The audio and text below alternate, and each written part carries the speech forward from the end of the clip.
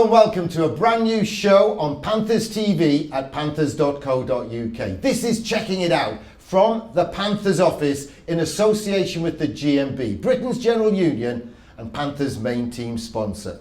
Every episode will have guests from the team, from the Panthers players and the coaching staff for a chat down by the water cooler with me, Gary Moran, here at Checking It Out. We'll also be on what we're calling the Chick Zammit Gallery. We'll have special guests up here as well. We've got Pat, we've got Bill, we've got John from Panthers Travel. They'll be talking to Eddie Suiki about their role with the club last year and this coming season as well, 2015-16. We've got veteran reporter, now retired, and busy in the garden, Mick Holland. What a life. And then we've also got the girls from the office. This week we've got Sarah and Michelle on the gallery, and it is contractually obligatory for them to wear the Panthers team shirts. Let's get started and meet Corey and Steve. Here we go then, Corey and Steve by the water cooler on Panthers TV. Corey, you had a good summer? I did have a good summer. It was busy, a long summer, but it did accumulate in a decent team, I think, and we're pretty happy. I was going to ask you, is the team what you would have wished for at the start of the summer? It did go along with what we had started. We had a plan we put together, Rick and I, and yeah, it did. We got all the kind of pieces we wanted. And you mentioned, I mean, we're not going to go through all the names of all the guys that have been picked up along the year. The fans that have been looking at the website have picked up the names. But then right at the end, you mentioned the momentum. Steve Schultz joined us.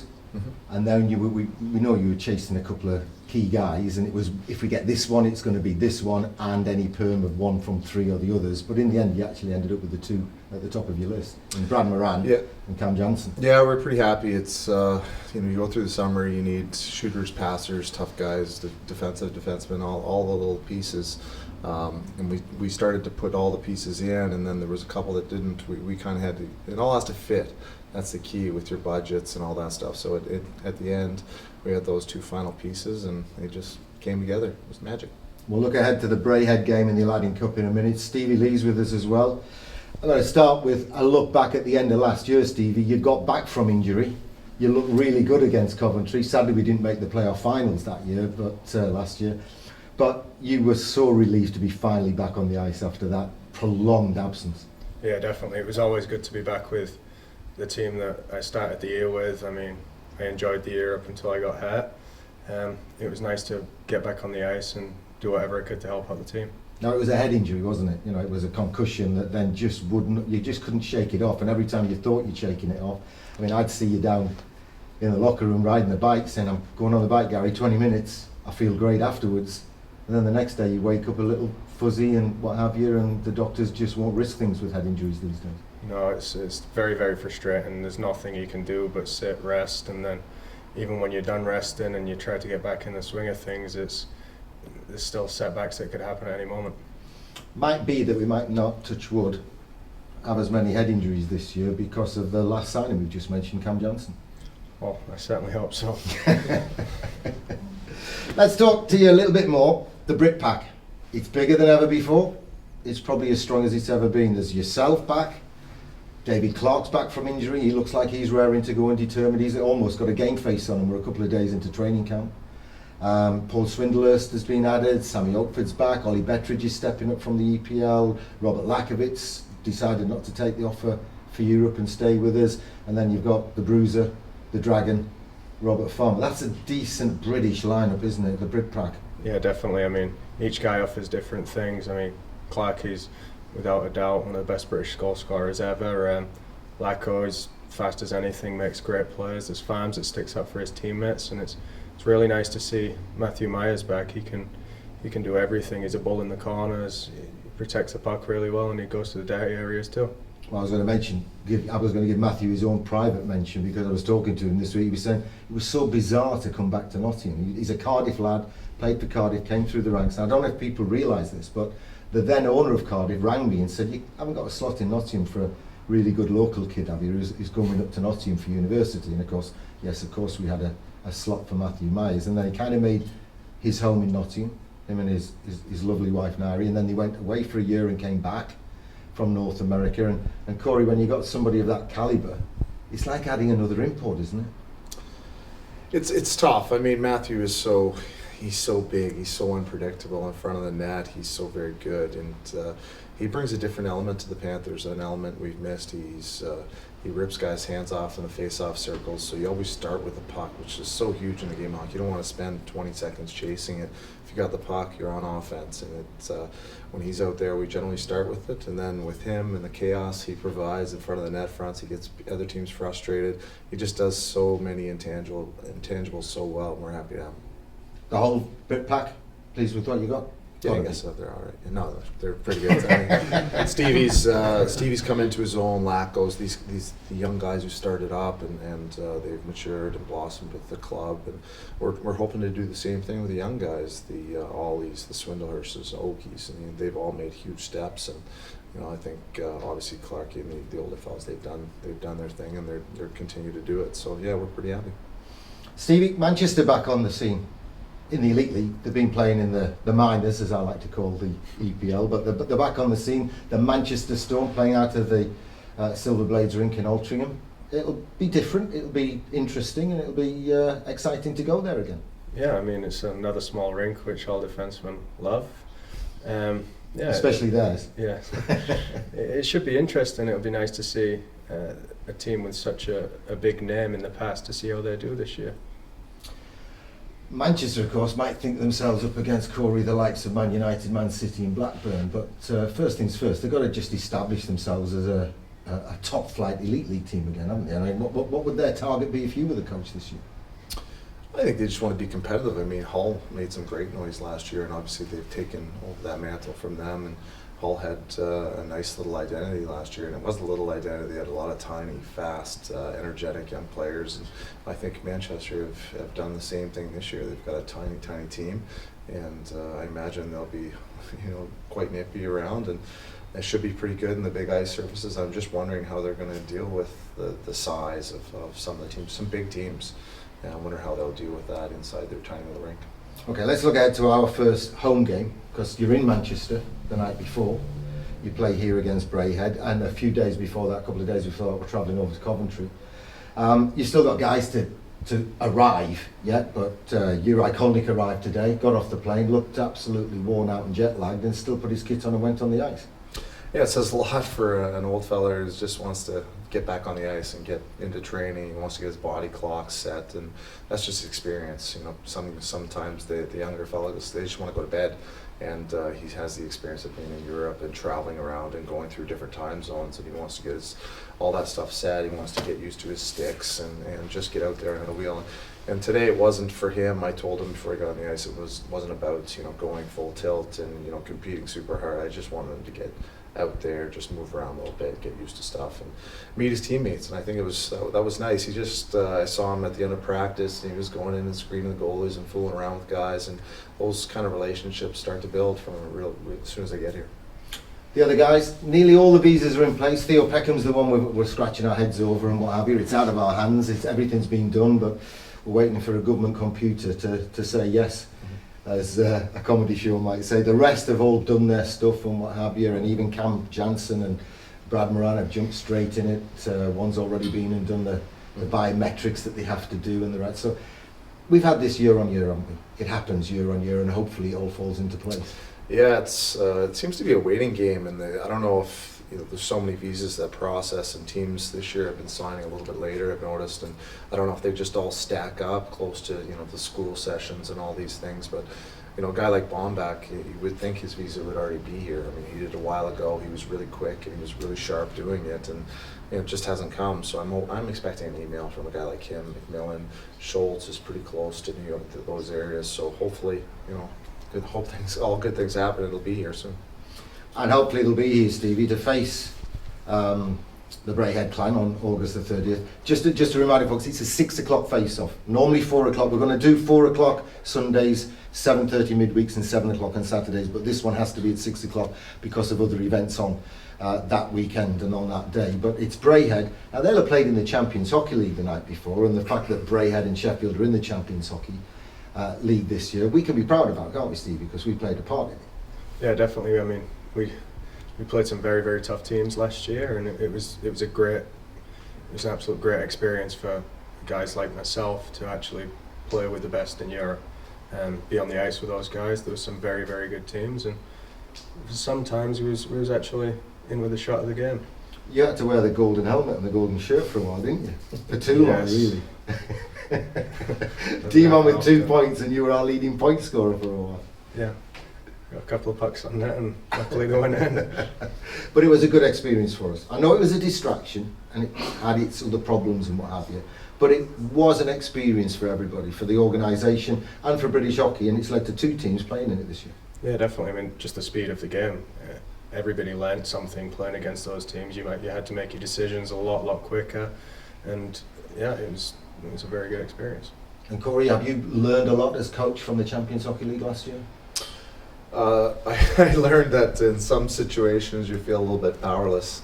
I was on the bench in Luleå, and I just was thinking, what could I possibly do to change the momentum of this game? And the only thing I could think of was maybe hide under the bench. But no, it was a fun experience. I think everyone it was good. I wouldn't call it a distraction. I think that the only thing was that it contributed to the injuries and early, and we had all the exhibition stuff, and that kind of snowballed all the way through. And I am proud of the fact that because we did so well, we have 2 teams. I'm not so much proud of the fact that we're not one of the 2 teams, but all things said, I think we did ourselves really proud in that event.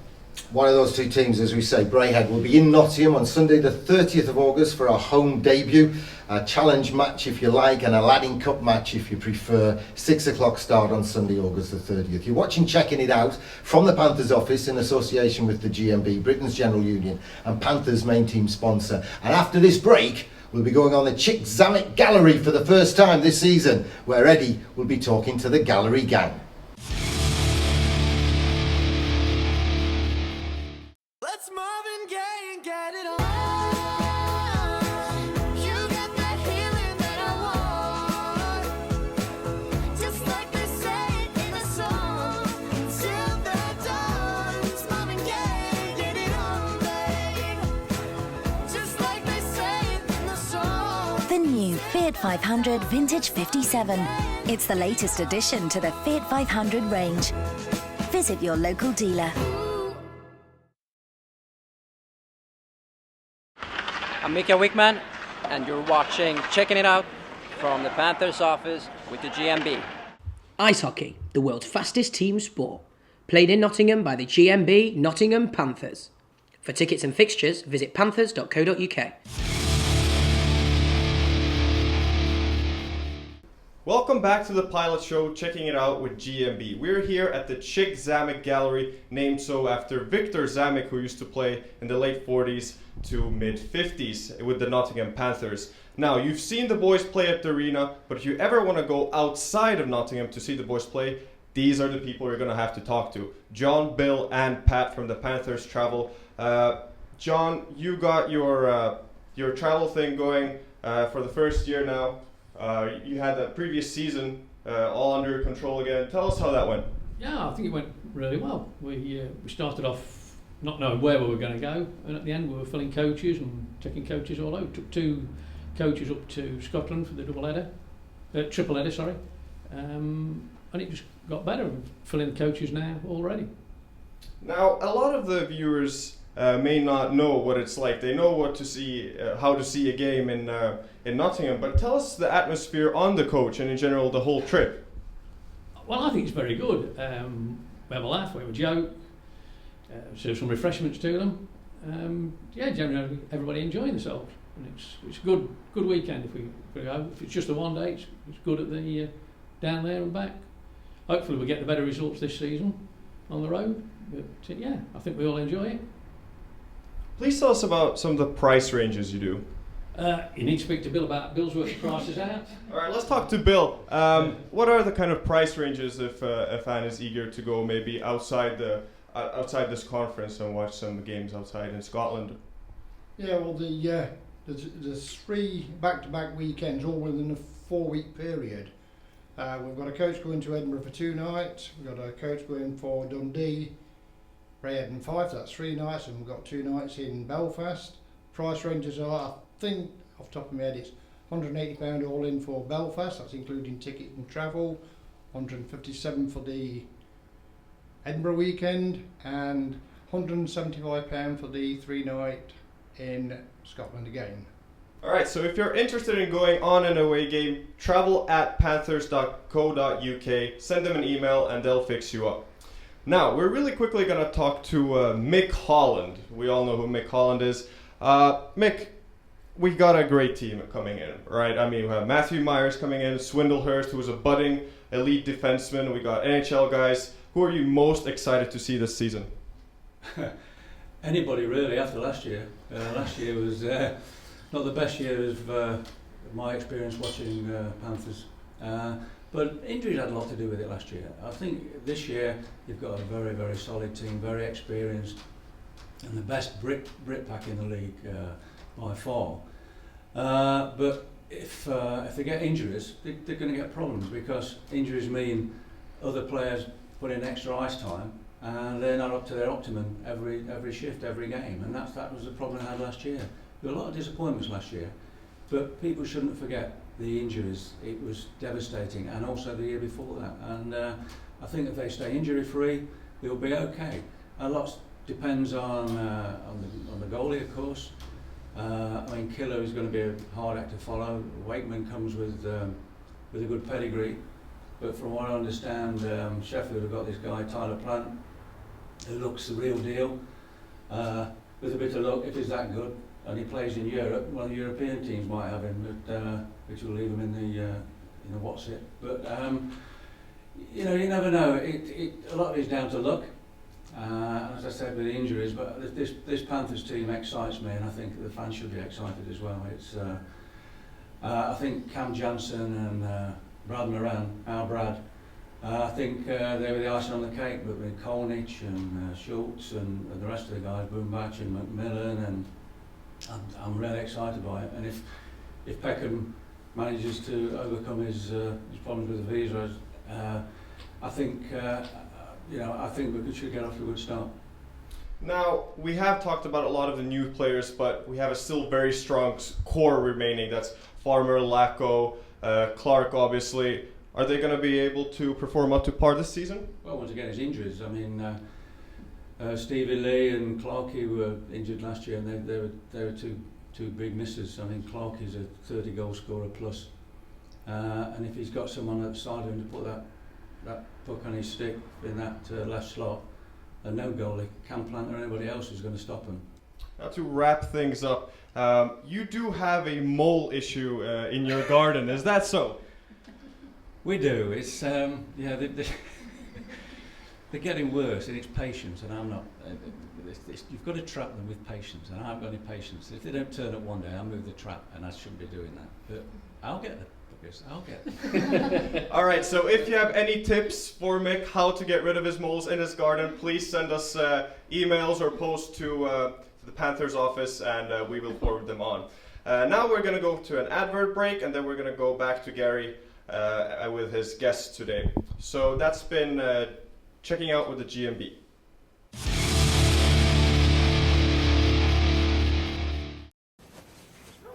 Amore. Subito.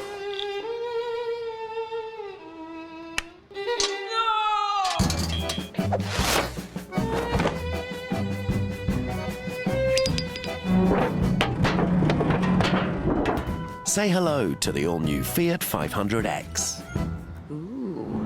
The Italian crossover, ready for action in all Fiat showrooms from April 24th.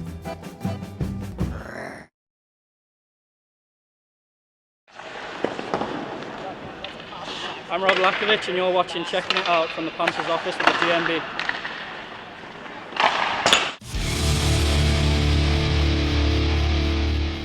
So it's Brayhead in Nottingham on Sunday, August the 30th. Tickets now on sale. I'll talk to Corey and Stevie in a moment about the league in general, the way it's shaped up, the players elsewhere against us and what have you in the remainder of the programme. But first, a little bit of light-hearted fun. Two things. We're going to have two kind of awards every issue on Checking It Out from the Panthers office. The first one, it's kind of like I'm playing my Joker. Bring back Bruce Forsyth and play your cards right. In the Regency period, this guy died in 1837. You'll remember playing with him, Corey. He wasn't a player, he was an entertainer. He was a clown. He was a fool. He was their equivalent, though, of the Beatles, Robbie Williams, Gary Barlow. He earned a fortune, absolutely. He earned the equivalent of millions. He died in 1837. He was the number one entertainer, and his name was Joseph Grimaldi. Any link, similarity to anybody else with a similar name is purely coincidental. But we're now going to play Joseph Grimaldi, Fool Moment of the Summer.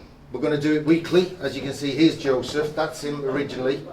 And he's throwing something on the card. See that? I don't know.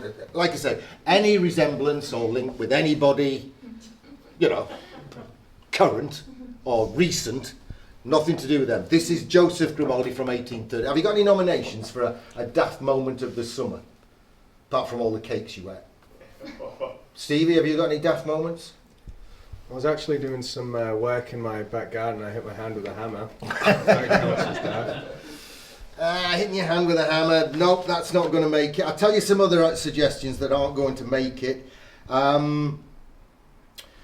We were filming at training this week with a drone. Oh. That's a helicopter with a camera on it, and it bzzz, and it was one of the guys the other side of the cameras tonight. Yeah. £3,500 worth. It's not good to land it into the concrete. Bits of it flying off. I was waiting for Bruce Phillips to come there.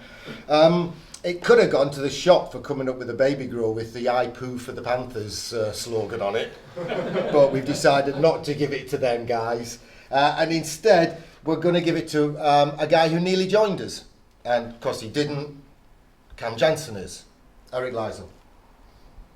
So, Corey, you can kind of tell the story, because when we're signing a player, we have to put some paperwork in position here, then they have to pursue it there. So what's the first thing you ask the guys to do when we're trying to put the paperwork in position? I have no idea. We ask them to send a picture of something. Oh, jeez. I'm not a great storyteller, but I'll do my best. I asked young Mr. Lizen to send me a picture of his passport, because Sarah needs it to go through the work certificate stuff. And we have to keep one on file anyway. And it's nice to have one on file. So, young Mr. Lizen decided to take a picture of the outside of his passport, which is kind of unique and special, because you would think I know what the outside of a Canadian passport looks like. So, as would a few million other people. So I asked him, I said, in different words, Mr. Lizen, could you please send me a picture of the photo page inside? And he did, and he said, "Ho ho ho, this is my smarter picture." So, the very first Joseph Grimaldi Fool of the Week motion goes to Eric Lizen. We've also got another award. Every week we're going to be giving out a bouquet in association with Flower Vision, one of our new sponsors, and this is the bouquet of the summer, and this is going to someone who's done something good. So if you know someone, and it doesn't have to be ice hockey, it doesn't have to be the Panthers, it can be any sport, it can be any walk of life, to be honest. If they deserve a bouquet from Flower Vision, let us know and we'll consider the nominations. If you've got a clown moment of the week, let us know as well, and every time we do an issue. We'll be doing this programme every week of the regular season. You got anyone you'd like to nominate the bouquet for, Stevie? No. I gave you the opportunity to give it to Claire, the girlfriend, but you know, I threw you the bone, but did you take it? No. Corey, who would you give the bouquet? Joanne, definitely. Right, yeah. I'm actually not. I've chosen it myself this week, and I'm going to give it to the England cricket team, because they were down the road at Trent Bridge that first day of the Test match. Stuart Broad, who we've met, of course, and we've helped with the Broad appeal in the past, and it was just unbelievable. I could actually give the Flower Vision bouquet of the summer to the England cricket team, and at the same time I could have given the Grimaldi Fool of the Summer to a bloke who should have been sitting behind me, because they're all talking, they all get a bit drunk, and there was a group of lads behind me, and one of them was missing. and it was obvious from the way they were talking that he'd sent a text and he'd agreed to meet them in the ground.